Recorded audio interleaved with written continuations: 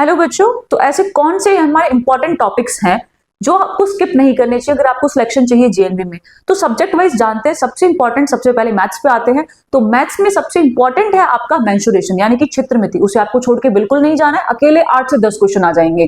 Quadrilaterals आपको नहीं skip करके जाना है यानी कि चतुर्भुजों को समझना। उसमें इंक्लूडेड होता है आपका लाइन एंड एंगल, रेखाएं और कोण।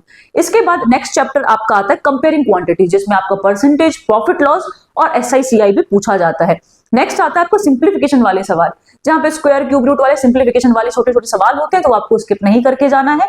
और सबसे लास्ट में अलजेब्रिक आइडेंटिटीज यानी कि बीजीय व्यंजक, वो बिल्कुल आपको स्किप नहीं करके जाना। साइंस में देखें तो क्रॉप प्रोडक्शन एंड मैनेजमेंट, ये बहुत इंपॉर्टेंट है। साउंड एंड लाइट यानी कि ध्वनि और प्रकाश आपको बिल्कुल नहीं छोड़ के जाना। रिप्रोडक्शन इन एनिमल्स यानी कि जानवरों में प्रजनन आपको नहीं छोड़ के जाना है। और सबसे आखिरी में और सबसे ज्यादा इंपॉर्टेंट, फोर्स एंड प्रेशर, बल और दबाव, और इसमें इंक्लूड कर लो फ्रिक्शन भी यानी कि घर्षण। अब आते हैं हिंदी और इंग्लिश में। तो हिंदी इंग्लिश में सबसे इंपॉर्टेंट आपका देखें तो गद्यांश होता है हिंदी में, और इंग्लिश में पैसेज और क्लोज टेस्ट।